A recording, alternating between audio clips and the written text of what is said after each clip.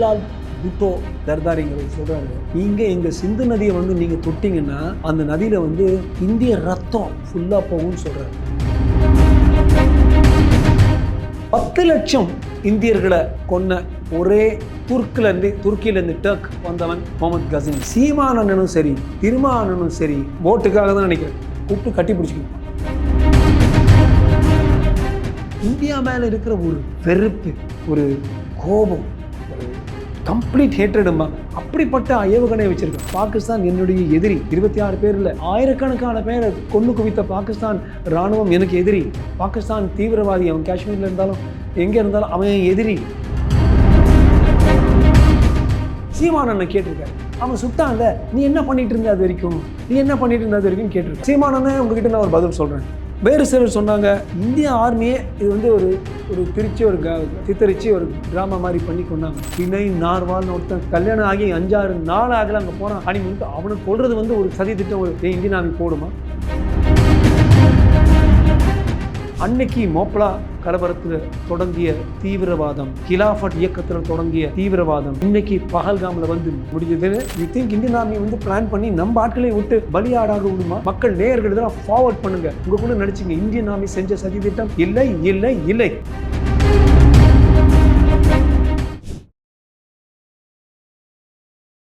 இளைய பாரத நேயர்களுக்கு வணக்கம். இன்னைக்கு நம்ம நேர்களில் நம்ம சிறப்பு விருந்தினர் லைஃப்லைன் ஹாஸ்பிட்டலுடைய நிறுவனர் ராஜ்குமார் சார் அவர்கள் நம்ம அடைஞ்சிருக்காரு.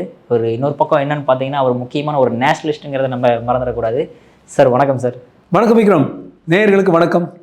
சார், இப்போ மிகப்பெரிய ஒரு போர் மேகம் சூழ்ந்துட்டு இருக்கிறதா பார்க்க முடியுது. பாகிஸ்தான் ஒரு பக்கம் ரெடியாக இருக்காங்க, இந்தியா ஒரு பக்கம் ரெடியாக இருக்காங்க.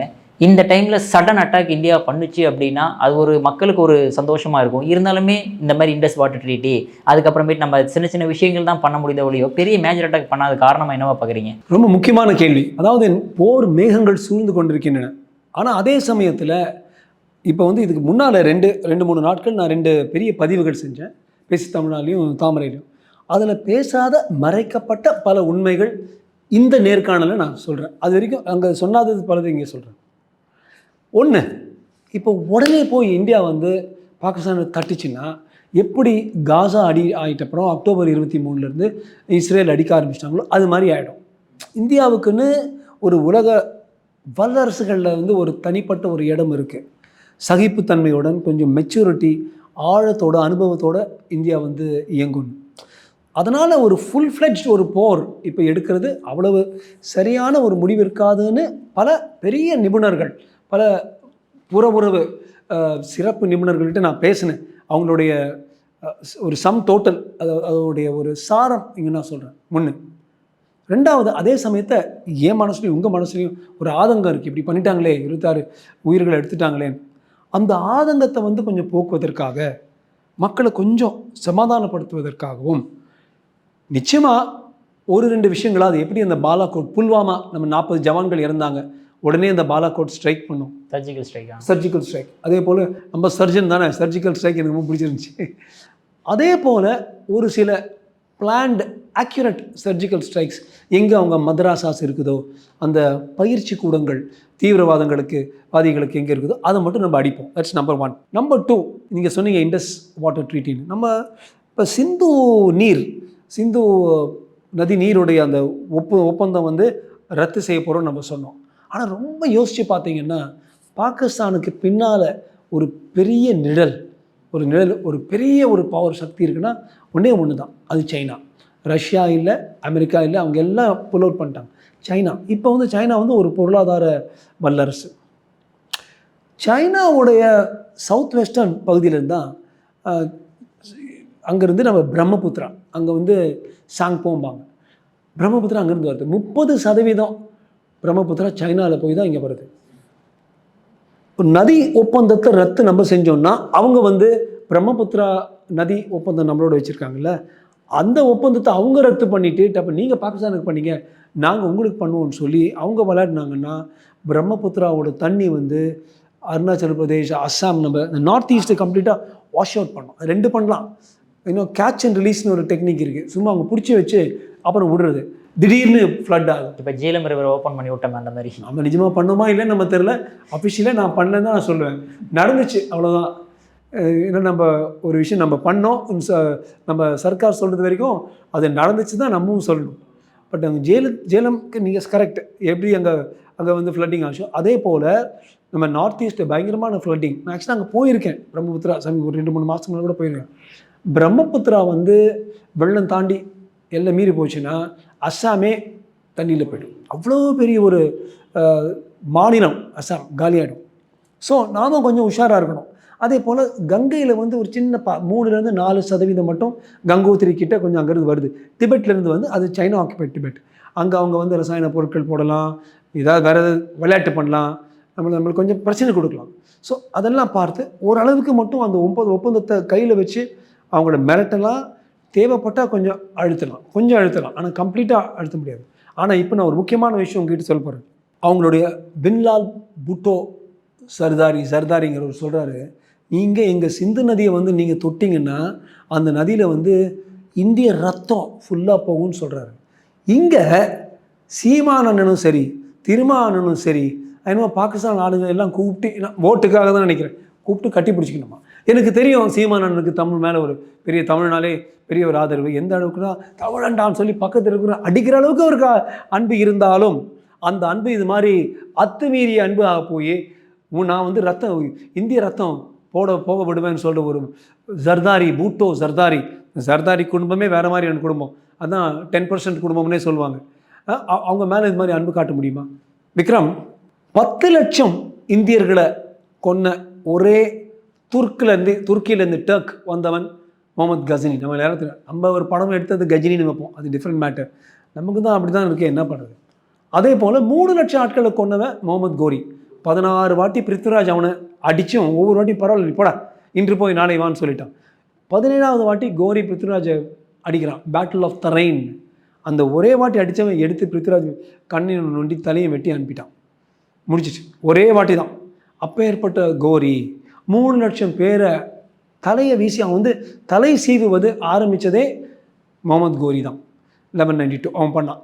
இவங்க 2 பேரையும் எப்பேற்பட்ட இந்திய கொலைகாரர்கள், இவங்க 2 பேரையும் வச்சு ஏவுகணை, பாகிஸ்தானோட நம்பர் 1 ஏவுகணை பேர் கோரி. அது இந்தியாவை பார்த்துட்டு இருக்கு என்று சொல்கிறான் ஹனீஃப் அப்பாசி, அவங்க டிஃபென்ஸ் மினிஸ்டர் அட்டாச்சி. 2வது பெரிய ஏவுகணை பேர் கஜினாவிட். அதாவது இந்தியா மேலே இருக்கிற ஒரு வெறுப்பு, ஒரு கோபம், ஒரு கம்ப்ளீட் ஹேட்ரடும்பாங்க, அப்படிப்பட்ட ஏவுகணையை வச்சுருக்கான். இங்கே வந்து சீமான் அண்ணனும் திருமானனும் அவங்கள கூப்பிட்டு அவங்கள கட்டி பிடிச்சிக்கணும்னு சொல்கிறாரு. நானும் இஸ்லாமை படித்தேன், குரானையும் ஹதீதையும் படித்தேன். என் முன்னால் வந்து திருமானனும் சீமானனும் வந்து விவாதத்துக்கு கூப்பிடுங்க, நீங்கள் விஜய் டிவிலாம் கூப்பிட்றேன், நான் ஆர்கியூ பண்ணுறேன் போல்டா. இஸ்லாத்தை வந்து விரும்புகிறவன் நான். இஸ்லாமை விரும்புகிறது ஒன்று, இந்திய முஸ்லிம்ஸை விரும்புகிறது அவங்க அண்ணன் தம்பிங்க மாதிரி விரும்புகிறது ஒன்று. ஆனால் பாகிஸ்தானை விரும்புகிறது என்றைக்கும் நான் ஒத்துக்க மாட்டேன். பாகிஸ்தான் என்னுடைய எதிரி. 26 பேர் இல்லை, ஆயிரக்கணக்கான பேரை கொன்று குவித்த பாகிஸ்தான் இராணுவம் எனக்கு எதிரி. பாகிஸ்தான் தீவிரவாதி, அவன் காஷ்மீரில் இருந்தாலும் எங்கே இருந்தாலும் அவன் என் எதிரி. பாகிஸ்தான் இராணுவம் என் எதிரி, பாகிஸ்தான் சர்க்கார் என்னோட எதிரி. இதில் நடுவில் மட்டும் பாகிஸ்தான் மக்கள் மட்டும் என் எதிரிகள் இல்லை, அவங்கள மட்டும் கட்டி பிடிப்பேன்னா எப்படி வைக்கணும்? போர்னு வந்துருச்சுன்னா ஒரு நாடோடு தான் போரிடணும். அது வந்து அவ்வளோ பேர் ஷேர் பண்ணிவிட்டு திருமான் அப்படி பண்ணுறாரு, சீமான் அப்படி பண்ணுறாரு, பாகிஸ்தான் நம்ம கட்டி பிடிச்சிக்கலாம், அவன் நம்ம எதிரி இல்லைன்னு சொல்கிறாங்க. அது முட்டாள்தான். 2வது, சீமான் அண்ணன் கேட்டிருக்காரு, அவன் சுட்டான்ல, நீ என்ன பண்ணிட்டு இருந்த அது வரைக்கும் கேட்டிருக்காரு. சீமான் அண்ணன் உங்ககிட்ட நான் ஒரு பதில் சொல்கிறேன். வேறு சிலர் சொன்னாங்க, இந்திய ஆர்மியே இது வந்து ஒரு திருச்சி ஒரு சித்தரித்து ஒரு ட்ராமா மாதிரி பண்ணி கொண்டாங்க. நம்ம நாட்டில் இருக்கிற நம்ம இராணுவத்தில் இருக்கிற இராணுவ வீரர் வினய் நார்வால்னு ஒருத்தன் ஒரு கல்யாணம் ஆகி 5-6 நாள் ஆகலை, அங்கே போகிறான் ஹனிமூனுக்கு. அவனுக்கு கொள்வது வந்து ஒரு சதி திட்டம். ஒரு இந்தியன் ஆர்மி போடுமா? அபிநந்தன், இந்த புல்வாமா பாலக்கோட்டுக்கு அப்புறம் அபிநந்தனுங்கிற ஒரு ஏர்ஃபோர்ஸ் பைலட் விழும்பொழுது அபிநந்தன் திருப்பி வரலன்னா நாளைக்கு பாகிஸ்தானே இருக்காதுன்னு மோடிஜி சொல்லி சண்டை போட்டு அபிநந்தனை திருப்பி கொண்டு வந்த நாடு. அபிநந்தனோட கம்மியான வயசில் கல்யாணம் ஆகி 5-6 நாள் ஒரு மனைவி, புது மனைவியோட போன ஒரு வினய் நார்வாலை கொல்லுவதும் அதோட சதி திட்டம் உள்ளே கொண்டு வந்து சரித்திருக்குமான்னு நீங்கள் நினச்சி பாருங்கள். முடிவே முடிஞ்சிருக்காது. எப்படி சார் இப்படிலாம் பேசுறதுக்கு மனசு வருது? பேசுறதுக்கு மனசு வரதே கஷ்டமாக இருக்குது. ஒன்று பேசுவோம், 4 பேர் லைக் போடுவாங்கன்னு பேசக்கூடாது. பேசுறது உள்ள ஒரு உணர்வோட, நான் இந்தியன், நான் தமிழனுங்கிற பேச்சோட பேசணும். இன்னொரு விஷயம் சொல்கிறேன், 7 இன்டெலிஜென்ஸ் ஆஃபீஸர்ஸ் அங்கே போகிறோம், 7-8 இன்டெலிஜென்ஸ் ஆஃபீஸர்ஸ். அதில் வந்து ஒருத்தர் கொல்லப்பட்டிருக்காரு. அதில் மற்ற 6 பேர் பலத்த காயத்தோட, கன்ஷாட் வூண்ட்ஸு, ஃப்ராக்சரோட ட்ரீட்மெண்ட் எடுத்திருக்காங்க. யூ திங்க் இந்தியன் ஆர்மி வந்து பிளான் பண்ணி நம்ம ஆட்களையும் விட்டு பலியாடாக விடுமா? அபிநந்தன் ஒருத்தனை காப்பாற்றுறது முடியவே முடியாது. மக்கள் நேயர்கள் இதெல்லாம் ஃபார்வர்ட் பண்ணுங்க. உங்களுக்குள்ள நடிச்சிங்க இந்தியன் ஆர்மி செஞ்ச சதி திட்டம் இல்லை இல்லை இல்லை. ஏன் பாகிஸ்தானி டிஃபென்ஸ் மினிஸ்டர் நேற்று நைட் ஒரு இன்டர்வியூவில் நேர்காணலில் வந்து கேட்டிருக்காங்க, நீங்கள் வந்து தீவிரவாதிகளை பேக்கப் பண்ணீங்களா இல்லையா? பாகிஸ்தானை பேக்கப் பண்ணக்கூடாது, தீவிரவாதத்தை மட்டும் அட்டாக் பண்ணுங்க சீமான் அண்ணன் சொன்னார். இந்த அவங்களுடைய டிஃபென்ஸ் மினிஸ்டர் சீமான் அண்ணன் உங்ககிட்ட தான், அவங்க டிஃபென்ஸ் மினிஸ்டர் சொல்லியிருக்காரு நேற்று, நான் ஒத்துக்கிறேன், கடந்த 30 வருஷமாக நாங்கள் தான் தீவிரவாதிகளுக்கு ஆதரவு கொடுத்துட்டு காசும் கொடுத்துட்டு அவங்களுக்கு கன்ஸ் துப்பாக்கியெல்லாம் கொடுத்துருக்கோன்னு அவரே ஒத்துக்கிட்டாரு. நீங்கள் வந்து அவரை போய் கட்டி பிடிச்சிக்க சொல்கிறீங்களே, யார் கட்டிப்பிடி வைத்தியம் ப்ராக்டிஸ் பண்ணுற டாக்டர் தான் நான், அதுக்கு நீ யாரை கட்டி பிடிப்போங்கிறது இது இல்லை. நம்ம ஆட்களை வந்து இது மாதிரி பொண்ணு போட்ட ஆளுகிட்ட என்றைக்கும் கட்டி போடக்கூடாது சார். ஆனால் அவங்க தரப்பில் திருமாவளவன் சீமான் தரப்பில் வைக்கக்கூடிய குற்றச்சாட்டு என்ன அப்படின்னா, நீங்கள் அவங்களோட போராடுறதா இருந்தால் டெரரிஸ்டோட போராடுங்க, ஏன் அப்பாவி மக்களை கொல்றீங்க அப்படின்ற மாதிரி ஒரு தரப்பை உடனே வந்து அந்த பாவம் அப்படின்ற ஒரு விஷயத்தை கொண்டு வந்து முன்னாடி நிறுத்துறாங்களே சார். நீங்கள் வந்து இதே பல்லவி ராவ் கெஞ்சி கேட்குது, என்னையும் சுட்டுக் கொள்ளுங்க. ஆமாம், என் கணவனை சுட்டிங்கன்னு போய் சொல்லுடி மோடி கிட்ட பொடி சொல்லி தள்ளுறானே, அவங்க கிட்ட போய் திருமாவளவன் பேச சொல்லுங்க. அல்லது சமீர் குஹா ஒரு ஐடி கன்சல்டன்ட் இதில் இருந்தான், கல்கட்டாலேருந்து, பாவம், அவனோட மனைவி கிட்ட போய் சொல்லுங்க. ராமச்சந்திரன் கேரளா இருந்து போனாரே, அவர்கிட்ட போய் அவரோட குடும்பத்துக்கிட்ட போய் சொல்லுங்க. இதே வாதத்தை அங்கே எடுத்துகிட்டு போய் வைக்க சொல்லுங்கள். மைக்கு முன்னால் பேசுகிறது மட்டும் ஒன்று விக்ரம், உண்மைங்கிறது தர்மம் தலை காக்கும், உண்மைங்கிறது இன்னொன்று. இப்போ இந்த திருமாவளவன் சொல்கிறது இதே விஷயந்தான் அன்றைக்கி காந்தி சொன்னார். இப்போ ஒரு முக்கியமான விஷயம் உங்களுக்கு சொல்கிறேன், கிலாஃபாத் இயக்கத்தை பற்றி நீங்கள் கேள்விப்பட்டிருக்கீங்களா? மக்கள்கிட்ட கொஞ்சம் வரலாறு சொல்கிறேன், மறைக்கப்பட்ட வரலாறு. அம்பேத்கர் ஐயா எழுதின நூல்லையே அவர் என்ன எழுதியிருக்காரு? கிலாஃபாத்துங்கிறது எந்த டர்க்கியிலேருந்து இந்த கஜினியும் இந்த மண்ணாங்கட்டியும் இந்த கோரியும் இந்த பாபரும் இந்த எல்லா மண்ணாங்கட்டியும் வந்தானுங்களோ அதே துருக்கி நாட்டு தான் இந்த கலீஃபா இருந்தான். கலீஃப்னா ஒரு ராஜா. அந்த கலிஃபேட் வந்து 1920 பிரிட்டனிய கவர்மெண்ட் சொல்லிச்சு இனிமேல் கலிஃபேட்டே வேண்டாம். அப்போ கிலாஃபாட் மூமெண்ட் திருப்பி இவங்களை கொண்டு வரணும், இவங்களை வந்து நிலைநாட்டணும், இவங்க அரியாசனத்தில் அமர வைக்கணும்னு யார் கஷ்டப்படுறா? மோகன்தாஸ் கரம்சந்த் காந்தி என்ன பண்ணுறாரு, கிலாஃபாத் மூமெண்ட்டுன்னு சொல்லி எல்லா இடத்துலையும் இந்தியாவில் டூர் பண்ணுறாரு. ஒரு அண்ணன் தம்பியோட. அந்த அண்ணன் தம்பி வரலாறால் மறைக்கப்பட்ட சில விஷயங்கள், ஆனால் இப்போ எல்லாம் வெளியில் வந்துருச்சு. அலி சகோதரர்கள், நம்ம மருதுபாண்டி சகோதரர்கள் மாதிரி அலி சகோதரர்கள். ஒருத்தர் பேர் மௌலானா ஷவுகத் அலி, இன்னொரு பேர் மௌலானா முகமது அலி. 2 பேரும் அவங்க படித்தவங்க இல்லை, ஆனால் மௌலானா எடுத்துக்கிட்டாங்க டைட்டில். அவங்களோட ஃபுல்லாக ஒரு டூரிங் போய் எல்லாரும் கிலாஃபாத் மூமெண்ட்டுக்காக சண்டை போடணும். ஏன்னா வெள்ளைக்காரனோட சண்டை போட்டு கலீஃப் மேலே வரணும்னு அவங்களுக்காக சண்டை போடணும். அப்போ காந்தி சொன்னாருங்கிற ஒரே காரணத்துக்காக பல இந்துக்கள் என்ன சொன்னாங்க, நாங்கள் ஒத்துக்கிறோம், ஆனால் எங்களுக்காக ஒரே ஒரு விஷயம் பண்ண சொல்லுங்கள், இந்த பசுவை கொள்கிறாங்கல்ல அதை மட்டும் முஸ்லீம்ஸ் விட்டு கொடுக்க சொல்லுங்கள், நாங்கள் அவங்களோட சேர்ந்து போராடுறோம். அப்போ காந்தி பப்ளிக் மீட்டிங்கில் சொல்கிறாரு, பப்ளிக் மீட்டிங்கில் recorded in this book Ambedkar on இஸ்லாம், நான் வந்து என்னுடைய இஸ்லாமிய சகோதரர்களை பசுவை கொல்லாமல் இருக்க சொல்ல மாட்டேன், ஏனென்றால் அவங்கக்கிட்ட நான் வந்து சரத்தில்லாத ஆதரவை கொடுப்பதற்காக நான் ஒத்துக்கொண்டேன். ஐ have promised them unconditional support. அப்போ எப்படி இந்த கண்டிஷனுங்கிறது இந்த கவுஸ்லாட்டர் சொல்ல முடியும்னு சொன்னார். அப்போ வந்து ஒரு பாகிஸ்தானி, இன்னொரு பாகிஸ்தான் ஆகலை, ஒரு முஸ்லீம் லாயர், ரொம்ப படித்தவர், ரொம்ப திறமைசாலி, அவர் வந்து எழுந்து சொல்கிறாரு, நீங்கள் சொல்கிறது தப்பு, எந்த விஷயத்தையும் சரத்து இல்லாமல் ஒருத்தர்கிட்ட கொடுத்தீங்கன்னா தீவிரவாதம், அதை அந்த செயலில் தீவிரவாதத்தில் வந்து முடியும்னு சொல்கிறாரு. அந்த லாயர் பேர் தான் முகமது அலி ஜின்னா, MAK ஜின்னா சொல்கிறாரு காந்தி பண்ணுறது தப்பு. இது வந்து 1920 1930-32 அவர் சண்டை போட, அவரே அந்த பக்கம் போய் சண்டை போட ஆரம்பிச்சிட்டாரு. This is going to result in terrorism Jinnah. KM Munshi, very great Congress leader, Sivaswami Iyer, great Congress leader, இவங்க எல்லாருமே சொல்கிறாங்க, அம்பேத்கர் எல்லாரும் சொல்கிறாங்க இது தப்பு. ஆனால் காந்தி சொல்கிறாரு அன்கண்டிஷனல் சப்போர்ட். அவன் வந்து கொல்ல ஆரம்பிக்கிறான், யார்? கிலாஃபாத். வெள்ளைக்காரனை கொள்கிறான், ஹிந்துவை கொள்கிறான், பரவாயில்லைங்கிறாரு காந்தி. 1921 நேர்களே மோப்லா கலவரம் நடக்குது. அப்போ என்ன நினச்சிட்டாங்க, காலிக்கட் ஏரியாவில் கிலாஃபத் வின் பண்ணிடுச்சு, வெள்ளைக்காரன் தோத்துட்டான்னு ஒரு பொய் பிரச்சாரம் வந்ததுனால இனிமேல கிலாஃபாத் தான். முதல் விஷயம் என்ன பண்ணான்? மத மாற்றம் பண்ணாதவங்கள வெட்டி குவிச்சு போடு. ஆயிரக்கணக்கான 1500 பேர் 4 நாளில் கொண்டாங்க. ஒரு 4-5 லட்சம் பேர் அங்கேருந்து ஓடிட்டாங்க. 7000 8000 பெண்கள் கற்பழிக்கப்பட்டாங்க. ஒரு 8000 10,000 பெண்கள் அவங்களே தீ குடிச்சிட்டாங்க, இல்லைன்னா விஷம் எடுத்துட்டாங்க. இது எல்லாம் முடிச்சுட்டு காந்திஜியை கேட்குறாங்க. ஜின்னா, அம்பேத்கர் எல்லாம் கேட்கும்போது காந்திஜி என்ன சொல்கிறாரு? என்னமோ அவங்க உணர்ச்சி வசப்பட்டு பண்ணிட்டாங்க, அதனால் அவங்கள ஹேட் பண்ணக்கூடாது, பரவாயில்லை, ஒரு நாள் அவங்க பண்ணதெல்லாம் தப்புன்னு அவங்களுக்கு தெரிய வரும், அது வரைக்கும் சரத்தில்லா ஆதரவு நான் எங்களுக்கு கொடுப்பேன்னு சொன்ன மோகன்தாஸ் கரம்சந்த் காந்தி என்றவரால் தான் ஜின்னா சொன்னா போல, அம்பேத்கர் இந்த நூலில் சொன்னா போல தீவிரவாதம் முதல் வாட்டி இந்தியாவில் தலையை தூக்கிச்சு.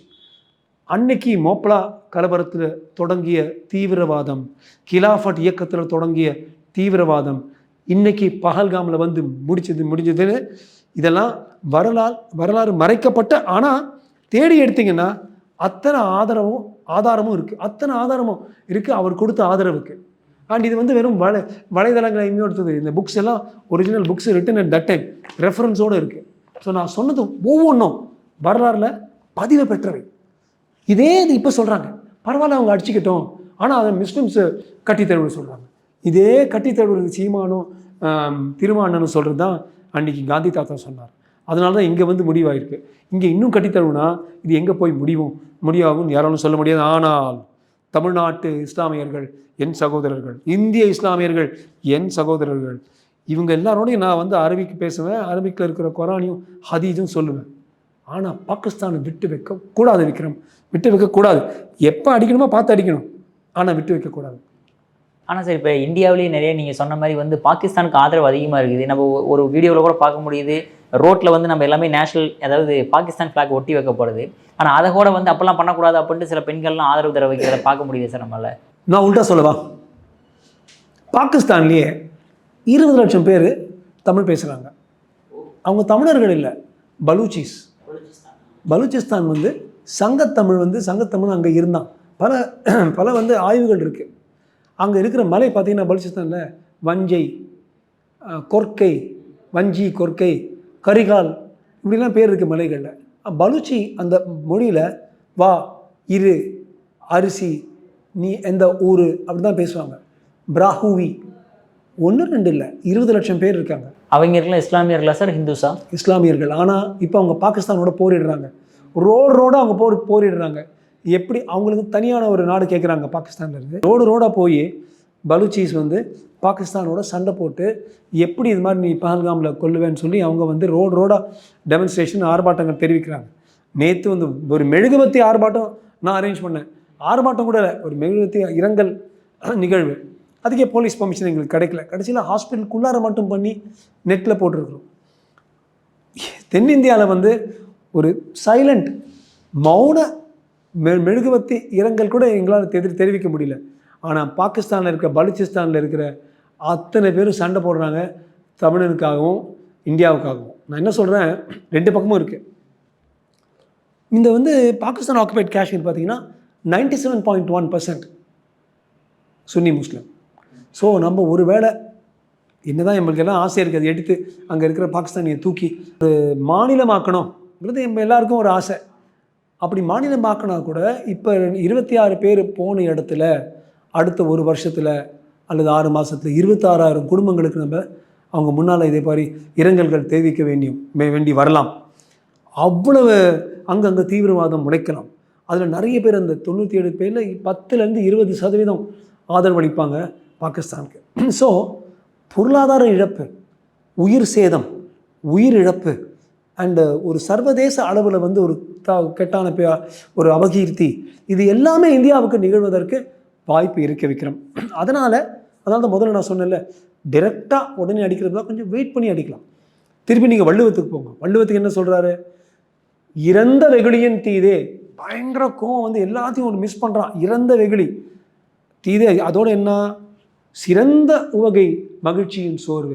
ஜாலியாக இருக்க பற்றியா போட்டோம்டா, இந்தியாவை 26 பேர் போட்டோம், இன்னும் ஒரு மாதத்தையோ 2 மாதத்தையோ 3 மாதத்தையோ கொஞ்சம் ஜாலியாகும் பார்த்தீங்களா, அப்போ அடிக்கணும். அந்த உவகை இருக்கும்பொழுதே அவனை அடிக்கணும். நீங்கள் சொல்கிறது கரெக்டு. மக்கள் ஆதங்கம் இருக்குது, கொந்தளிப்பு இருக்குது, ஏன் இப்படி பண்ணிட்டாங்கன்னு. அந்த கொந்தளிப்புக்காக மட்டும் ஒரு அந்த ஒரு ஸ்ட்ரைக் ரெக்கன்சிலியேட்டரி ஆக்ஷன்ஸ் பண்ணிவிட்டு பெரிய அடியானது எப்போ அவங்க வந்து எதிர்பார்க்கலையோ, ஒரு உவகை மகிழ்ச்சியில் சரி செட்டில் ஆகிடுச்சு நினைக்கிறாங்களோ அப்போ அடிக்கணுங்கிறது என்னுடைய கொஞ்சம் ஆய்வு பண்ணி 3 நாள் ரொம்ப டாப், அவங்க பேரை சொல்ல முடியாது, இந்தியாவுடைய ஒரு இராணுவத்தையே இயக்குன சில பேருடைய 2-3 பேர்கிட்ட நான் பேசினேன். இதுதான் அவங்களுடைய கருத்து. அது மட்டும் இல்லை, இப்போ நான் சொல்ல போகிறது வந்து யாரும் பாகிஸ்தானுக்கு அனுப்பிச்சி விட்றாதீங்க. அவங்களோட நியூக்ளியர் ஃபோர்ஸஸ் எந்த ஏவுகணைகள் கஜினி கோரின்னு பேர் வச்சு இந்தியாவை போய் அடிடான்னு சொல்லி ஒரு ஏவுகணை ஒருத்தன் பண்ணுறான், அவனை போய் கட்டி பிடிக்க சொல்கிறாங்க. சீமானன் வேண்டாம், நம்ம இங்கே நம்ம முகமது கனியும் ஷாபுவையும் நம்ம கட்டி பிடிப்போம், அங்கே இருக்கிற ஆசிஃப் மௌலத்தையும் புர்ஹான் சர்தாரியும் நான் கட்டி பிடிக்க மாட்டேன். அந்த ஏவுகணைகள் எங்கே இருக்கோ அங்கே அடிக்கலாம். அதாவது ஒரு கோவர்ட் ஆக்ஷன் நம்பாங்க. கோவர்ட் டாப்ஸ்னால் தெரியல, ஓவர் டாப்ஸ் இருக்குது பாலக்கோட் மாதிரி. கோவர்ட் டாப்ஸ் டும்னு அங்கே எங்கேயுமே பற்றிக்கும். இப்போ ஷெர்னோபில் மாதிரி நடந்த மாதிரி வேறு எங்கள் இடத்துல பற்றிக்கும். என்னமோ ஒன்று லீக் ஆகும், ஒரு கேஸ் லீக் ஆகிடும், எங்கேமோ ஒரு வெடிச்சிடும், தெரியாமல் வெடிச்சுன்னு எவ்வளோ ஒருத்தர் சொல்லுவான். இது மாதிரி நம்ம ஓட்டிட்டோம்னா இன்டைரக்ட் அட்டாக் பண்ணி அவங்கள வீக்கெண்ட் பண்ணோன்னா ஓரளவுக்கு கொஞ்சம் இண்டஸ் வேலியை யூஸ் பண்ண முடியும். அந்த இண்டஸ் வாட்டரை வந்து டூ மச் யூஸ் பண்ண முடியாது, ஏன்னா சைனா நம்ம பிரம்மபுத்திராவை பிடிச்சிட்டு இருக்காங்க. இது மாதிரி எல்லாத்தையும் பேலன்ஸ் பண்ணி அடிப்பது தான் சரி. நீங்கள் அர்த்த சாஸ்திராவில் போட்டிருக்கு, எப்போ வந்து அவன் வந்து டிஸ்ட்ராக்டடாக இருக்கானோ, வேற எங்கேயோ பார்த்துருக்கானோ அப்போ அடி எதிரிய, எப்போ அவனுக்கு வந்து இயற்கை சேதம் வருதோ அப்போ அடி, எப்போ வந்து அவன் ரொம்ப மகிழ்ச்சியில் இருக்கானோ அப்போ அடி. ஸோ இதெல்லாம் நம்ம எடுத்து பார்த்து, நம்ம ஒன்றுனா நம்ம லீடர்ஸ்லாம் 100 தடவை நமக்கு மேலே அவங்க மடங்கு அவங்க யோசிச்சிருப்பாங்க. மக்கள்கிட்ட நான் என்ன வந்து சொல்ல விரும்புகிறேன்னா, நம்ம அளவில் எவ்வளோ நம்ம யோசிச்சிருக்கோன்னா நம்மளோட 100,000 மடங்கு அவங்க யோசிச்சிருப்பாங்க. இந்திய இராணுவம், இந்திய சர்க்கார் எந்த முடிவு எடுத்தாலும் அதுக்கு பின்புலன் தப்புன்னு ஒன்று சொல்கிற ஒரு விஷயம் இருக்காது. நிறைய யோசிச்சு ஒரு நல்ல முடிவு எடுத்திருப்பாங்கன்னு தான் நான் நினைக்கிறேன். இந்த போர்த்திறன், போர் தொழில் இதெல்லாம் வெறும் சரத்குமார் படங்கள் இல்லை, இதெல்லாம் பக்கா முக்கியமான ஸ்ட்ராட்டஜி. போர்த்திறன்கிறது அதை வச்சு நம்ம கவர்மெண்ட் பண்ணுவாங்க. இதனால தான் நம்ம நினைக்கலாம் 3-4 நாளாக மீட்டிங்ஸ் போட்டுட்ருக்காங்க. இது மாதிரி 100 மடங்கு பேசி அவங்க சரியான இது பிளான் பண்ணி அடிப்பாங்க. போரை பற்றி ஒரு மக்கள்கிட்ட சொல்ல விரும்புகிறேன். நீங்கள் 2வது உலக போர் பார்த்தீங்கன்னா முக்கால்வாசி போர் எங்கே தெரியுமா, எங்கிருந்து தெரியுமா இயக்கப்பட்டது? மேத்தமேட்டிக்கல் ரூம்ஸில் இருந்து. மேத்தமேட்டிஷியன்ஸ் தான் செகண்ட் வேர்ல்டு வாரை நடத்துனாங்க. நீங்கள் நினச்சிப்பீங்க என்னடா கணிதத்துக்கு, ஏனென்றால் முதல் உலக போர் முடிஞ்சு 20 வருஷம்குள்ளே என்னது போர் முடிச்சு. அப்போ வந்து என்ன பண்ணாங்க, இவங்களை கொண்டு வந்து எவ்வளவு அடிக்கணும், இன்னொரு நாடை எப்போ அடிக்கணும், அவங்க திருப்பி வரக்கூடாது. ஸோ 1945 முடிஞ்சது 2வது உலக போர். 20 வருஷம் வெயிட் பண்ணாங்க. 1965 வந்து திருப்பியும் போர் மூடலை, போர் முரசு கேட்கல. அப்போ எந்த கணித சிறப்பு நிபுணர்கள் இவ்வளவு அடி, இவ்வளவு டன்னேஜ் ஆஃப் பாம்பு ஹாம்பர்கில் போடு, இவ்வளவு டன்னேஜ் ஆஃப் பாம்பு பர்லில் போடு, இதுக்கு மேலே போடாத, எல்லாம் ஃபார்முலா. அந்த ஃபார்முலா யூஸ் பண்ணுறது கேம் தியரி ஆஃப் ராபர்ட் நாஷ்ங்கிற ஒரு கணித எக்ஸ்பர்ட். பியூட்டிஃபுல் மைண்டுன்னு ஒரு படம் வந்துச்சு, அவருக்கு நோபல் ப்ரைஸ் கொடுத்தாங்க. 65லேருந்து 70 வரைக்கும் பார்த்தீங்கன்னா 7-8 பெரிய கணித நிபுணர்களுக்கு நோபல் ப்ரைஸ் ஃபார் பீஸ் கொடுத்தாங்க. For peace, including John Robert Nash. ஏன்னா அவங்களுடைய தியரி வச்சு தான், இந்த கோட்பாடுகள் வச்சு தான் ஜெர்மனியும் ஜப்பான் எந்த அளவுக்கு அடித்தோன்னா அவங்க திருப்பி மேலே வர மாட்டாங்கன்னு. அதே போல் மக்களுக்கு தெரியாதது, there is so much of mathematics in war. And அந்த மேத்தமேட்டிஷியன்ஸும் எவ்வளவு அவங்களை அடிக்கணும், இந்த கேம் தியரி ஒரு அளவுக்கு தான் அடிக்கணும். ஜீரோ சம் தியரி இருக்குது, நான் ஜீரோ சம் தியரி எல்லாம் அடித்து துவம்சம் பண்ணிடுது. அப்படி பண்ணியா நிச்சயமாக அவங்க திருப்பி மேலே வருவாங்க.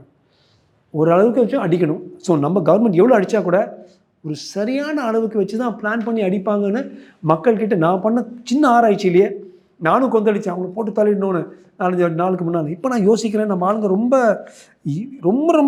யோசித்து தான் பண்ணியிருக்காங்க. அதே சமயத்தில் சீவன் அண்ணனும் திருமானனும் சொன்னது ஒரு 2 விஷயங்கள் நான் சொல்கிறேன். சையத் ஆதில் ஹுசைன் இந்த கோவரி கழுதியை வச்சுட்டு போயிருந்தான், பாவம் அந்த போனி டூரிஸ்ட் எல்லாத்தையும் கூட்டி அவன் கூட்டிகிட்டு போன ஆட்களை வந்து அவங்களுக்கு பாதுகாப்பு அளிக்கிறதுக்காக அங்கே இருந்த தீவிரவாதி மேலே இவன் பாய்ஞ்சு அவங்களுடைய துப்பாக்கி எடுக்க பார்த்துருக்கான். டப்பட்டன்னு சுட்டு வீழ்த்தினாங்க. என்னை பொறுத்த வரைக்கும் அவனும் வந்து இந்திய அமரன் சையத் ஆதில் ஹுசைன். இதில் வந்து மதம் இல்லையே. அவங்க கூட்டிகிட்டு போன ஆட்களை வந்து அவங்களுக்கு பாதுகாப்பு அளிக்கிறதுக்காக அங்கே இருந்த தீவிரவாதி மேலே இவன் பாய்ஞ்சு அவங்களுடைய துப்பாக்கி எடுக்க பார்த்துருக்கான். டப்ப டப்ப டப்ப டப்ப சுட்டு வீழ்த்தினாங்க. என்னை பொறுத்த வரைக்கும் அவனும் வந்து இந்திய அமரன் சையத் ஆதில் ஹுசைன். இதில் வந்து மதம் இல்லையே. எப்படி வந்து மதம் இருக்குன்னு நான் சொல்லுவேன்? அவன் ஜிப்பு அழுத்து பார்த்து நீ குரானை சொல்கிறான்னு சொல்லி குரானை சொல்ல முடியல, டப்புன்னு சொல்கிறாங்க. அதில் டெஃபினட்டாக மதம் இருக்குது, யாராலையும் மறுக்க முடியாது. ஆனால் சையத் ஆதில் ஹுசைன் பண்ணதில் மதத்துக்கு மேலே உண்டான ஒரு கண்ணோட்டம், கம்பேஷன், எல்லா கருணை, ஜீவகாருண்யம் இருக்குது. அவனும் ஒரு அமரன், தலை மேலே தூக்கி வச்சு அவனை கொண்டாடணும். நேற்று எங்கள் மெழுகுவத்தி இரங்கல்களை சையத் ஆதில் ஹுசைனை பற்றி நாங்கள் சொன்னோன்னு மக்கள்கிட்ட நான் சொல்ல விரும்புகிறேன். கடைசியாக நான் என்ன சொல்லுவேன்னா, பாரதியார் ரசிகன் நான். அவர் வந்து அச்சமில்லை பார்த்தீங்கன்னா, உச்சி மீது வானிடிந்து வீடுகின்ற போதிலும் சொன்னார். அதுக்கு முன்னால லைன் தான் இப்போ ரொம்ப முக்கியம். பச்சை யூனி 5 வேர் படைகள் வந்த போதிலும் அச்சமில்லை அச்சம் என்பது இல்லையே, உச்சி மீது வானிடிந்து வீடுகின்ற போதிலும் அச்சமில்லை அச்சம் என்பது இல்லைன்னார். அப்போ வந்து சிப்பாயிங்க வந்து பச்சை யூனிஃபார்மில் வந்தாங்க. இப்போ பாகிஸ்தானிஸ் பச்சை யூனிஃபார்மில் வந்திருக்காங்க. அதே பச்சை யூனிஃபார்ம் போட்ட சிப்பாய்களும் இப்போ பாகிஸ்தானியும் பார்த்து எந்த ஒரு ஒரு போர் வரிசையும் பார்த்து நம்ம பயப்படக்கூடாது, செய்ய வேண்டியது நம்ம செய்யணும். நேற்று கூட நான் சொல்லியிருந்தேன், ஏதோ ஒரு இதில் சுவாமி விவேகானந்தர் சொன்னார், face the brutes boldly and blindly whatever may be the consequences என்று சொல்லியும், நமது சர்க்கார் மேலே, மோடி ஐயா மேலேயும் ராஜ்நாத் சிங் ஐயா மேலேயும் அண்ட் ஜெய்சங்கர் ஐயா மேலேயும் எனக்கு ரொம்ப ஒரு டீப் ரெஸ்பெக்ட், மதிப்பும் இருக்குது. எனக்கு தெரியும் நிச்சயமாக அவங்க எந்த ஒரு முடிவெடுத்தாலும் அந்த நமக்கு வந்து என்ன இவ்வளோதானா பண்ணிட்டாங்க, இதுக்குள்ளே போட்டிருக்கணும் சொல்கிறது ரொம்ப ஈஸி. காரணம் இல்லாமல் அவங்க முடிவெடுக்க மாட்டாங்கன்னு நேயர்கள்கிட்டையும் மக்கள்கிட்டையும் சொல்ல விரும்புகிறேன். ஓகே சார், அற்புதமான கருத்துக்களை இளைய பாரதனோட பகிர்ந்ததற்கு மிக்க நன்றி சார். நன்றி விக்ரம். ஜெய்ஹிந்த், ஜெய் பாரத். ஜெய்ஹிந்த் சார்.